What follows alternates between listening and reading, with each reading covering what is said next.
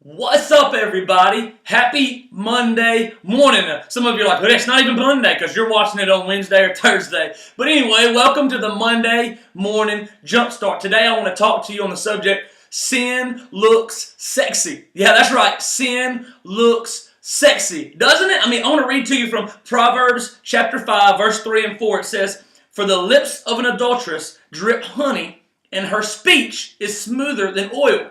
But in the end, she is bitter as gall, sharp as a double-edged sword." See, sin, it looks sexy, it looks good, it looks pleasing to the eye. Is that not true? At first glance, you look at it and you think it looks fun. It looks pleasing.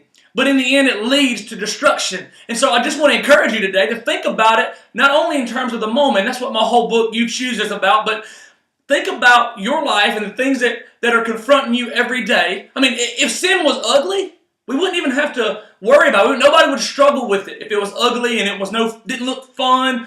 But because it looks fun, it makes it hard for us to stay away from it. So I want to encourage you to think about, not only in the moment, how is this going to affect me right now, but how is it going to affect me a week from now, a month from now, a year from now, a decade from now? How will this sin affect my life? And just think about it in those terms, and it'll be much easier to say no to the temporary, fleeting pleasures of the moment, and easier to say yes to Jesus, although it's hard and it's difficult. The road is not always easy.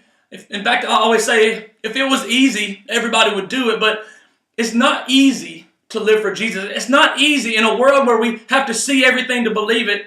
It's a little more difficult to say, well, I'll see it when I believe it. And so I just want to encourage you today, real short, really short Monday morning jump start, but think about how sin looks sexy. So when you're tempted and temptations come your way this week, because they will, think about, this is just the enemy trying to tempt me with something small so he can keep me from the big things that God has in store for me. And you can even look back to Genesis where the devil tempted Eve by saying, did God really say that if you eat from this tree, you're going to die? And she saw that it was good, it looked pleasing to the eye, and so she gave in. And a lot of times that's what we do. We think, this will be fun, this will be good for us.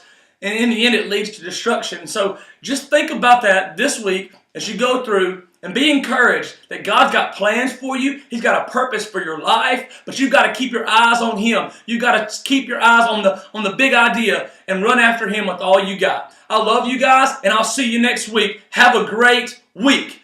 Boom!